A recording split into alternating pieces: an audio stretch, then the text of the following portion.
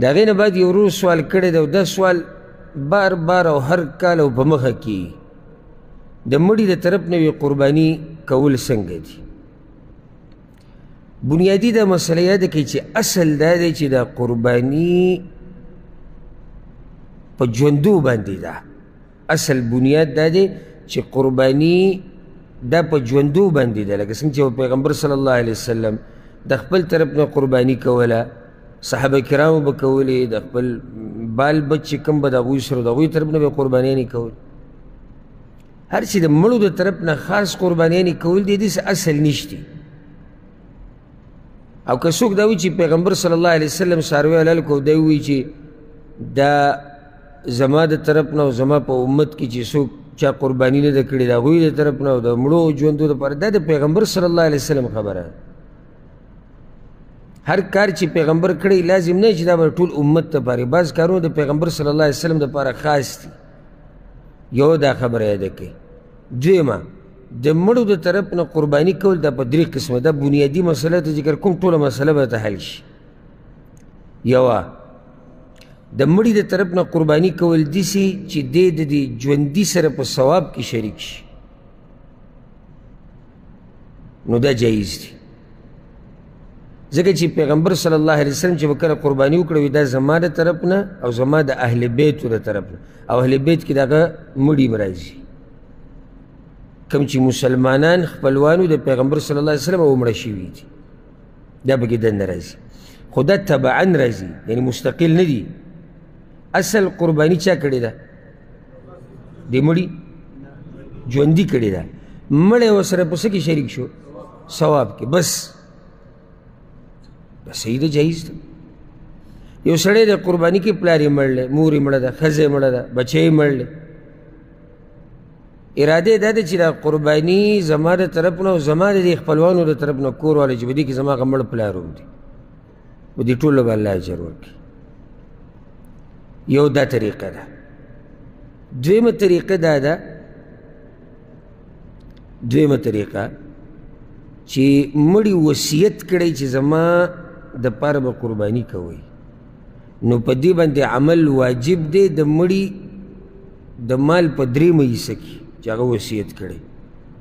دا نه چې د وارثانو د مال نه به کېږي، مال خو وارثانو ته پاتې شو. کومه برخه چې هغه وصیت کړې ده په هغې کې لازم دي په دې وارثانو چې د هغه د طرف نه قرباني وکړي، الا چې کله هغوی عجزه شي نشي کولی سنۍ بیا نشته پرې. او دا قرآن کې الله دا خبره ذکر کړې ده چې وصیت باندې به عمل کې وصیت نشي بدلولی. فمن بدله بعد ما سمعه فانما اثمه على الذين يبدلون. چا چې په وصیت کې تبدیلي راوسته او دا وصیت د شریعت مطابق دا بګې شرط دی چې شریعت خلاف بیا بګې تبدیلي راوستی شي. یو سړي وصیت وکړو ما تعالی نه دی جایز چې موږ په هغې کې تبدیلي راوړو، په دې به عمل کې. نو دا دویم قسم قرباني شو د مړي د طرف. دریم قسم قرباني د مړي د طرف نه، مستقل قرباني د مړي د طرف نه، اگر که بعضو فقهاو دې ته جایز ویلي دی چې سړی مړي طرف نه قرباني وکړي وشوه، امید دی چې انشاءالله الله به اجر ورکړي. صرف په موږ دې ته ډډه نه لګو، دې ته به نه کښېنو چې کېږي که نه کېږي.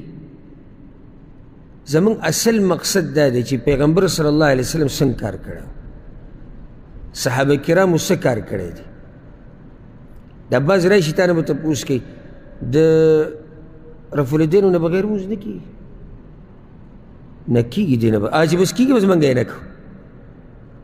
نه بیا خو ستا د پیغمبر د طریقې سره دې نه کار شتي، نه دې د قرآن او حدیث سره کار شتي، به خپلې طریقې باندې لګیا و کېږي موږ یې نه کوو.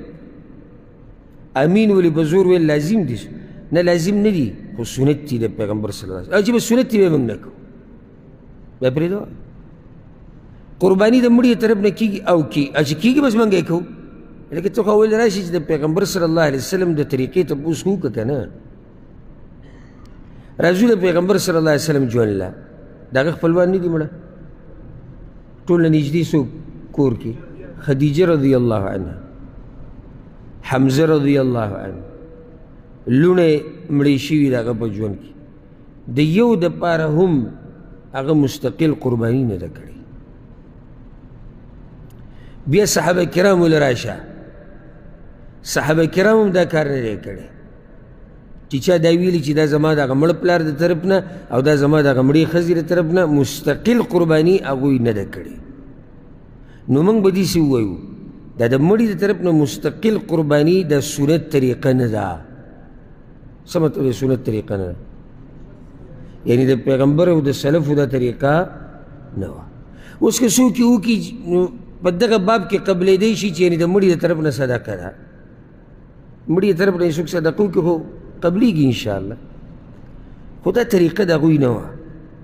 بلې زه به تاسو دا خبره وکړم، لکه دا بس ډېر سخت رسناکي دا پلار ورته خوږ شي چې کله مړ شي، عزیز یې وله قرباني کومه لازم کوم او زه قرباني کوم، ته ځان سره به د قربانۍ کې شریک که. دغه د قرباني د پیسې راواله په یو جومات کې وله لار پې جوړه که مسلمانانو له کوې پې وباسه، څوک علم یې زده کول غواړي په هغه باندې علم یې زده که، د خیر بل کار به وکړو هغه تا سره به قربانۍ کې شریک شو. لازم ولې تا دا نقطه رانیولې چې زه به دا قرباني کوم. موږ د چا په نیتونو باندې حمله نه کوو، خو په دې کې بعض هغه هم دي ځکه چې را څاروی به مخامخ حلالولی کېږي او وینه به تویږي او ګرمه ګرمي به وي، دا یو ګډ د پلار د طرف نه ولاړ دی او دا بل د مور دی او دغه د بابا دی او دا د ابۍ دی، کلي کې بیا باس هم کېږي که نه چې څومره ښه سړی دی د ټولو طرف نه قربانیانې وکړي. نو دې کې دا هم شیطان سړي ته وراچي، لکه د دې بعضو چې دا عادت دی لکه په درېو باندې لازم میخ حلالو او غوا به حلالو. ښه نو ته دغه میخه چې حلالې دا پیسې راوله غریب لی ورکه، یتیمانو لی ورکه، یا صدقه جاریه وکړه. صدقه جاریه چې ثواب یې ستا په دې خپل پسې رواني همیشه هغه پې وکړه، همیشه به دا ثواب رواني. هلته که دی دا پیسې روالي او صدقه جاریه وکړي خو کلي کې بیا دا باس هم نه کېږي چې میخ حلاله شوې وه.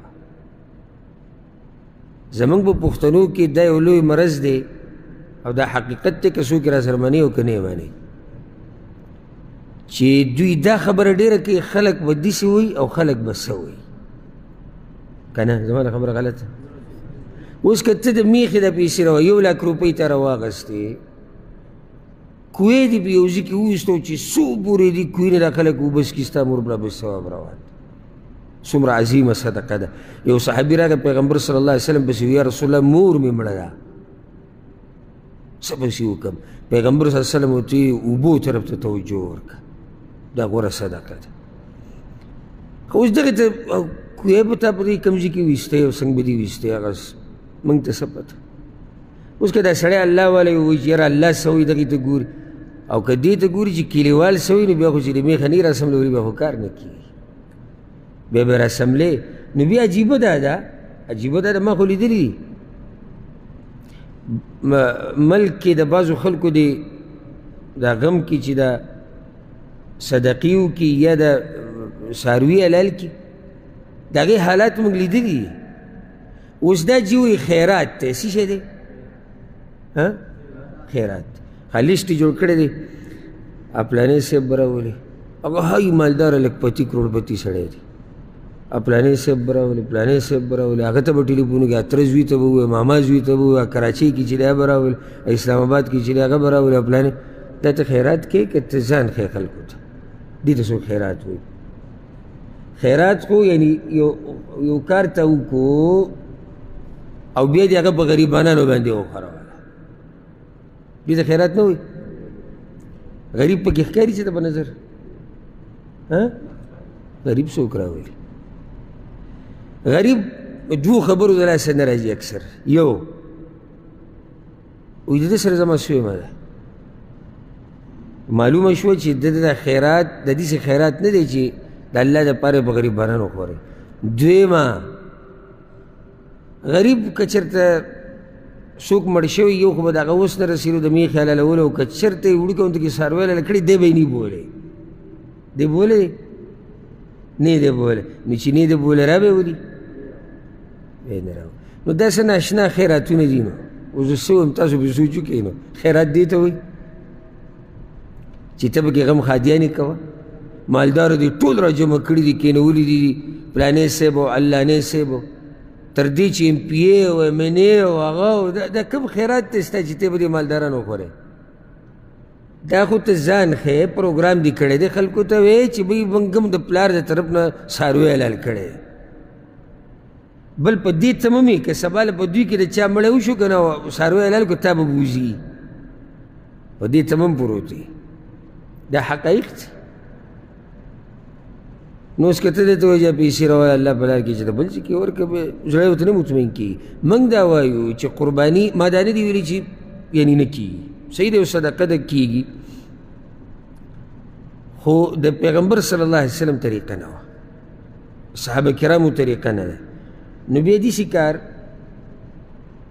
وکړه چې دا مړی د ځان سره په ثواب کې شریک کړه ثواب به ورته میلاو شي ستا مقصد څه دی که دې مقصد دی چې مړي ته ثواب میلاو شي او قبر ورته رڼا شي هغه دلته کېږي دغه پیسې که رښتیا لګې د دې دپاره چې د مړي ته ثواب میلاو شي ثواب دلته هم میلاو شو اوس دا پیسې راواله به بل ځای کې ولګوه ثواب هلته هم میلاو شو نو دوو ځایونو کې ثواب راجمع شو خیر همدې دې خبرې ته دا تفصیل دی د دې مسلې او که په دې نظام پوه کړو په دې مسله پوه شو بیا دا چې عوام دا خبره کې اکثر وي اوله قرباني به لازم د مړي د طرف نه کوي چې سړی مړ شو وروسته که بیا د هغه د طرف نه قرباني کوي او که نه کوي خو اوله به وله لازم کوي په دې باندې نه په قرآن کې دلیل شته او نه په حدیث کې دلیل شته چې د مړي د طرف نه اولنۍ قرباني لازم ده